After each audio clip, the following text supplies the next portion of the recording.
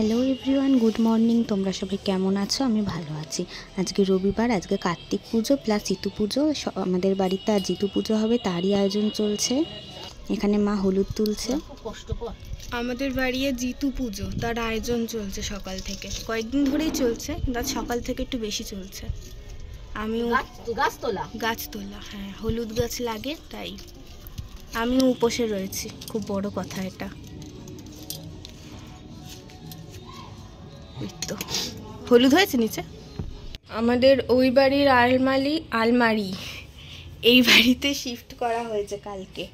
তার অর্ধেক জিনিসপত্র আনা হয়ে গেছে, অর্ধেক মানে অল্পই, আরও আছে ও বাড়িতে, জামা কাপড়, শাড়ি।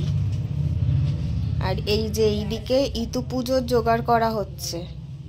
এই গামলাটার মধ্যেই ইতুমাকে পাতা হবে। আমরা বাজারে যাচ্ছি এখন কলমি শাক আনতে। কলমি শাক কম পড়ে গেছে, পাইনি এখনো পর্যন্ত। ওই তো সব জোগাড় হয়ে গেছে, শুধু ওটা ছাড়া। তো চলো, আমরা বাজারের উদ্দেশ্যে বেরিয়ে পড়েছি, যাচ্ছি কলমি শাক আনতে। সবই আনা হয়েছে, কিন্তু ওটাই শুধু আনা হয়নি। তো বাজারে পৌঁছে গেছি, এখান থেকে আমরা কলমি শাক নিচ্ছি। জানো তো, এই মাসিটার কাছ থেকে আমরা অর্ধেক শাক পাতা নিই। মাসিটা আমাদেরকে খুব ভালোই লাগে, গাছের কলা, কদবেল সব দেয়, মানে কিনি আমরা। এখানে আমার আগে স্নান করা হয়ে গেছে, পুজোও দেওয়া হয়ে গেছে। তো এখানে মা সব জোগাড় করে নিচ্ছে। আমি জানি আমার ভিডিওটা দিতে খুব দেরি হয়ে গেল, কিন্তু কী করবো বলো, একটু ব্যস্ততার কারণে ভিডিওটা দিতে অনেকটাই দেরি হয়ে গেল। তো তোমরা অনেকেই জানো না ইতু পুজো কী, তো যারা জানো না তারা দেখে নাও।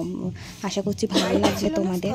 আর আমরা প্রত্যেক বছরই ইতু পুজো করি। আমার আগের বছর একটা মানসা ছিল, ওই জন্য আমি এবছর ইতু পুজোর উপোস করেছি। আগের বছরও করেছি, আর প্রত্যেক বছরই করার ইচ্ছা আছে।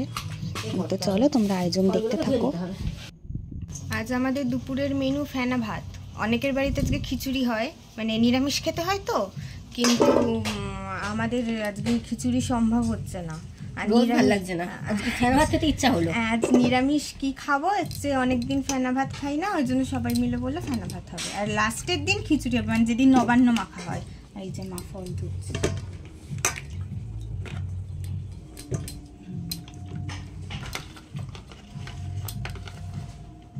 সবকিছুই তো রোজ খাই, কিন্তু ফেনা ভাতটা তো খাওয়াই হয় না। ভাতটা হয় না, ওই জন্য ফেনা ভাতটা তো মাঝে মধ্যে খেতে ইচ্ছা করে। তো এখানে মা ইতুমাকে ফুল দিয়ে সাজিয়ে নিচ্ছে। ফুল দিতে হয়, আর প্রত্যেক রবিবার জল দিতে হয়। ঘরটা একটা মন্ত্র আছে, সেই মন্ত্র বলেই জল দিতে হয়। তো তাই করা হচ্ছে। হয়তো অনেক আওয়াজ পাচ্ছ তোমরা, পাশের ঘরে রান্না বান্না হচ্ছে, মা, দাদু, দিদা সবাই আছে, কথাবার্তা হচ্ছে, বাসনপত্রের আওয়াজ হয়তো পাচ্ছ। তোমরা প্লিজ ওগুলো একটু অ্যাভয়েড করে যেও, আর আয়োজন দেখতে থাকো। আমরা নিরামিষই খাই। আমাদের আরও এক ব্যাগ শাড়ি এসছে, বাবা এসছে নিয়ে এসছে। এই এত শাড়ি এসছে, আবার আরেক ব্যাগ শাড়ি এসছে, আরও রয়েছে। দুপুরে ও বাড়ি গেলে দেখাবো। এদিকে মা কমলা লেবু ছাড়াচ্ছে। তো চলো, সবই প্রায় হয়ে গেছে, এবার ধূপটা ধরিয়ে নিক, তারপরে মা পাঁচালি পড়বে আর আমরা শুনবো। চান করতে করতে হয়ে যাবে।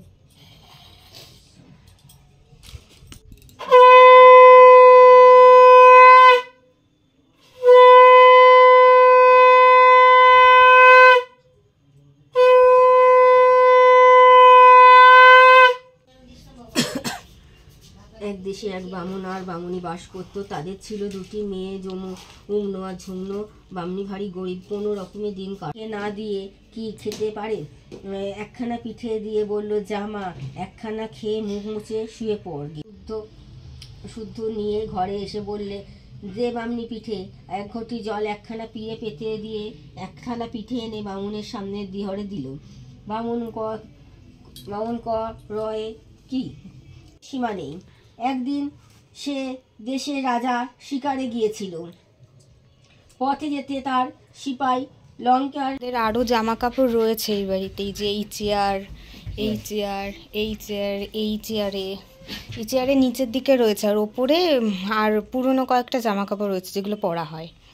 আর এই যে রিমি খাটে উঠে মহা খুশি, খাটে উঠলে খুব খুশি হয়।